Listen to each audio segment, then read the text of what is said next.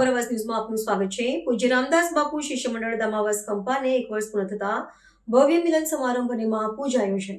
હિન્દુ ધર્મમાં 33 કરોડ દેવી દેવતાઓ માટે સતત કાર્યક્રમ ચાલુ રહેતા હોય છે, જેમાં ચૈત્ર સુદ એકમ ગુડી પડવો અને હિન્દુ નવું વર્ષની શરૂઆત સાથે સતત કાર્યક્રમમાં જાગૃતિ થતા હોય છે અને ખૂબ સાધુ સંતો તમામ હિન્દુ સમાજમાં થયેલ છે, જેમાં ઉત્તર ગુજરાતમાં લક્ષ્મીપુરામાં રામજી બાવજી, ગોધમજીના નાથુ બાવજી, મુનાઈમાં તેમજ વડાલી કંપામાં સંત શ્રી નથુરામ બાપા અને ઈડર પાનોલ કંપામાં પૂજ્ય રામદાસ બાપુ સાથે મિત્રલ કંપામાં નારાયણ બાપા, લક્ષ્મણપુરામાં જય ભગવાન બાપા, લક્ષ્મીપુરા કંપામાં કાનજી બાપા વગેરે સંતો થઈ ગયા, જેઓ સંતના બ્રહ્મલીન થયા બાદ પણ આજે પણ તેમની યાદો કરવા એ ખૂબ જ બહુ જ ખૂબી ગણાય। તે રીતે ગયા વર્ષે ચૈત્ર સુદ નોમ એટલે કે રામનવમીના દિવસે દામાવાસ કંપા ખાતે પરમ પૂજ્ય રામદાસ બાપુના આગમન થયેલ અને ભવ્યથી ભવ્ય પ્રોગ્રામ કરેલ, જેને 12 મહિના પૂર્ણ થતા આવતા વર્ષના ચૈત્ર સુદ નોમના દિવસે અરવલ્લી જિલ્લાના ધનસુરા તાલુકાના સિક્કા કંપા મુકામે 1 વર્ષ માટે રામદાસ બાપુના આગમન થશે, તો તે નિમિત્તે દામાવાસ કંપાના શિષ્ય મંડળ મુખી શ્રી પરસોત્તમભાઈ તેમજ બાબુભાઈ ઉર્ફે વિનોદભાઈ અને લક્ષ્મીપુરા કંપા વિઠ્ઠલભાઈ, રવજીભાઈ અને મહેસાણાના રતિભાઈના યજમાન સાથે શિષ્ય મંડળ અને દામાવાસ કંપાના ગ્રામજનો ઉપસ્થિત રહી કાર્યક્રમ કરેલ, જેમાં અંબાલાલભાઈ પોકારે આભાર વ્યક્ત કરેલ અને દામાવાસના મુખી શ્રી વિઠ્ઠલભાઈએ અમારા કંપાના યજમાનને કોઈ ભૂલચૂક થઈ હોય તો ક્ષમા કરવા અને સૌ આવેલને આવકાર્યા હતા। જય ગુરુદેવ, વંદે માતરમ, ભારત માતા કી જય। Reporter જીતેન્દ્રભાઈ Joshi, સાબરવાસ news, Khedbrahma. એમાં વડાલી કંપામાં નથુરામ બાપા અને પાનોલ ખાતે પૂજ્ય રામદાસ બાપુ થયા, જે રામદાસ બાપુ 1990માં બ્રહ્મલીન થયા, પણ રામદાસ બાપુની હયાતીમાં રામદાસ બાપુના શિષ્ય મંડળ દ્વારા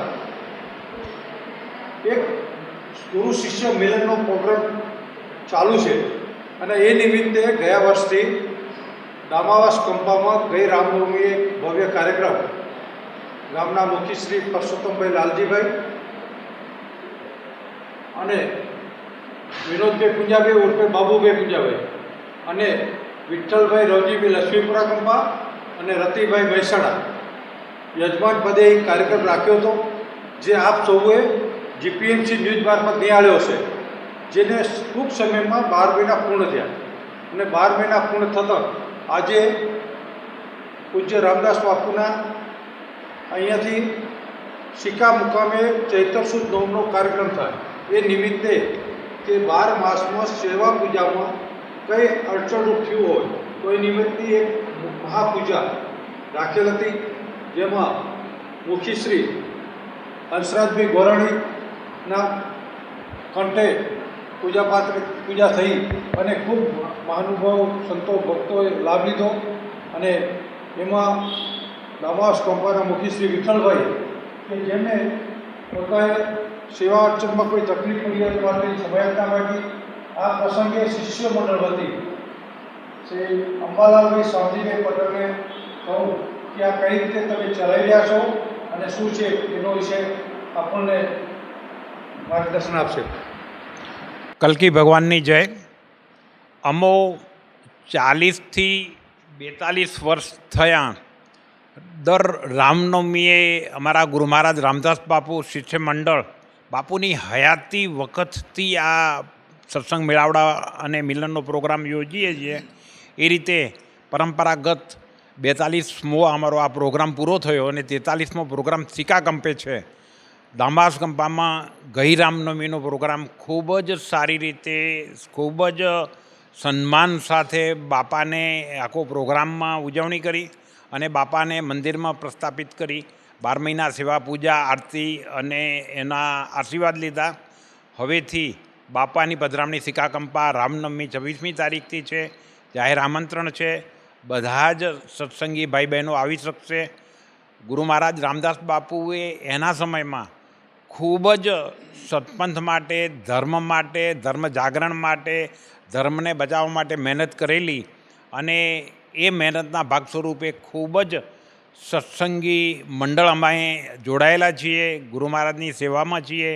અમે આ મંડળ આજે ધર્મ કાર્યની રીતે સત્સંગ મેળાવડા જોતા રહીએ છીએ અને એ રીતે સંગઠિત રહી અને ધર્મ કાર્યમાં જોડાયેલા છીએ।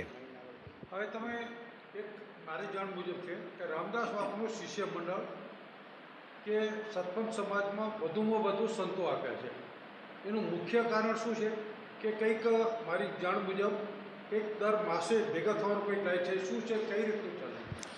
હા, રામદાસ બાપુ શિષ્ય મંડળમાં વધુમાં વધુ સંતો છે અને એ બધા ધર્મ કાર્યમાં જોડાયેલા છે. બાપો પહેલેથી બહુ જ શ્રોત્રી, જ્ઞાની અને ખૂબ જ અગમચેતી હતા. એમને જે દીક્ષાઓ આપીને દીક્ષાઓ આપ્યા પછી એના શિષ્ય મંડળને સંભાળ્યું, સાચવ્યું, એને જે એની પ્રતિભા ખીલવવામાં મદદ કરી અને એ રીતે બહુમુખ પ્રતિભાશાળી વ્યક્તિઓ સંતો તરીકે અત્યારે સેવા આપે છે. એ બાપાની મહેનત છે અને એ મહેનતના ભાગરૂપે આજે સતમંત સમાજની અંદર વધુમાં વધુ સંતો ગુરુદેવ રામદાસ બાપુના શિષ્ય મંડળમાંથી જ છે. કયા સંતો છે એ થોડું મને આપો માહિતી. હા, અત્યારે બ્રહ્મલીન થયેલા જય ભગવાન નાણ બાપા છે, પછી શિવરામ મહારાજ પણ અમારા પરિવારથી છે, શાંતિપ્રિયદાસ પણ અમારા પરિવારથી છે, જયરામ મહારાજ જે બ્રહ્મલીન થયા એ પણ ગુરુ મહારાજના જ પરિવારથી હતા. ઉપરાંત મણિરામ મહારાજ અત્યારે જે મનસા સેવા કેન્દ્રમાં જે અત્યારે જવાબદારી સંભાળે છે એ પણ અમારા પરિવારથી છે. કચ્છની અંદર હીરાભાઈ કો, મનુભાઈ કો, ગોમામા એ બધા જ સત્સંગી સંતો સ્થાને એ પણ ગુરુ મહારાજ રામદાસ બાપુના પરિવારથી જ છે. એટલે સતમંત સમાજમાં બૃહદ સંતો અમારા પરિવારથી જોડાયેલા છે. શું બીજો સંદેશો આપવા માંગો છો તમે આ અંગે? વેલ, આ એક બહુ જ કિંમતી જે ધર્મ આપણને સાંભળ્યો છે અને એની જાળવણી જે રીતો એ સંતોએ કરીને આપણે વારસામાં આપ્યો છે તો એને આગળ વધારીએ, એને આપણા પરિવાર સુધી, આપણા વારસામાં આપણા પરિવારોને એ શુદ્ધ ધર્મ આપણે આપીએ, એમાં એને જોડીએ, ક્યાં સમજ ગેરસમજથી દૂર કરી અને ધર્મનો જે રીતે વિસ્તાર થાય, વધુમાં વધુ લોકો આટલા સરસ ધર્મનો લાભ લે એમાં આપણે જોડાઈએ. એ જ આપણો સંદેશ છે કે ધર્મને જાળવી અને જોડાઈને એનો વિસ્તાર કરીએ.